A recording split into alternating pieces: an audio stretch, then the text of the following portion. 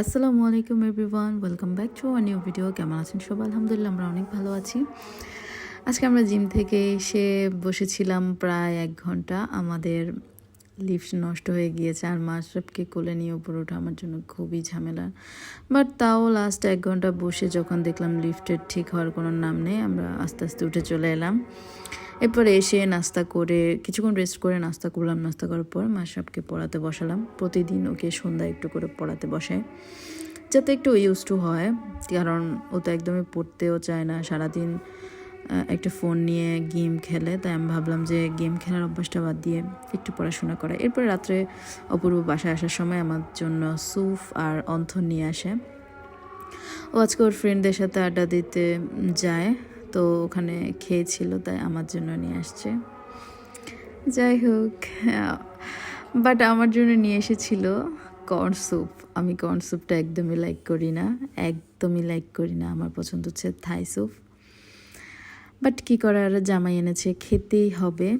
তবু আমি খেলাম, একটু মরিচ দিয়ে খেলাম যাতে ঝাল লাগে। কর্ন স্যুপটা যেহেতু একটু ঝাল ছাড়া হয়, তাই আমার কাছে ভালো লাগে না। থাই স্যুপটা, টমিয়াম থাই স্যুপ, ওইটা বেশি মজা হয়, ঝাল ঝাল। যাই হোক, এরপর সকালবেলা রুটি বানাই। প্রতিদিনই অপূর্বকে নাস্তা খাইয়ে বাইরে পাঠানোর চেষ্টা করি, কারণ ও বাইরে গেলে খুবই বিজি হয়ে যায়, এরপর আর খেতে চায় না বা খাওয়ার সময় পায় না। এরপর একটা সবজি, মিক্সড সবজি বানাই, আলু দিয়ে একটা ভাজা করি রুটি দিয়ে খাওয়ার জন্য। অ্যান্ড দেন রাত্রে অপূর্ব আসার সময় আমাদের জন্য আজকে পিঠা নিয়ে আসে। ওর দোকানের একজন স্টাফ ওর জন্য এই পিঠাটা নিয়ে আসছে, আর সাথেও আমার জন্য ঝালমুড়ি নিয়ে আসে। যেহেতু আমি মিষ্টি জিনিস খাই না, তাই ও আমার জন্য ঝালমুড়ি নিয়ে আসে। বাট আমি ঝালমুড়িও খেয়েছি আর সাথে পিঠাও খেয়েছি। পিঠাটা এত বেশি টেস্টি হয়েছে আর অনেক ইয়াম্মি। সো আমিও ট্রাই করেছিলাম, আর ট্রাই করে আমার কাছে ভালো লেগেছে। পরে আমি অনেকটাই খেয়ে ফেলেছিলাম, যেহেতু আমার জন্য মিষ্টি বারণ, তবু আমি খেয়ে ফেলেছিলাম। আর মাশরাফও খুবই লাইক করেছে। অপূর্ব অবশ্য দোকানেও খেয়েছে, এটা আমাদের জন্য এনেছে, তবুও ও এখান থেকে খেলো। আমি বললাম যে তুমিও খাও। এটা মূলত নারিকেল পুলিকে দুধের একটা ক্ষীরের মধ্যে ছুবানো হয়।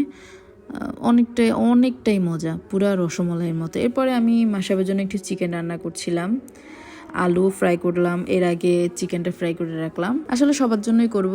আমি একদমই ছোট ছোট করে পিস করেছি, একটু কষা কষা করব, একদমই শুকনা টাইপসের, সাথে ডাল রান্না করব।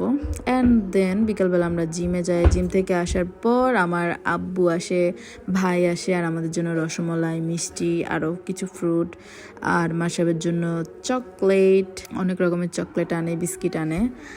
যাই হোক, আমি ওদেরকে চা নাস্তা দিই। আব্বু চলে গেল আর আমার ভাই থাকলো। আমাদের সামনে একটা ঘোরার প্ল্যান আছে, তার জন্যই মূলত আসা।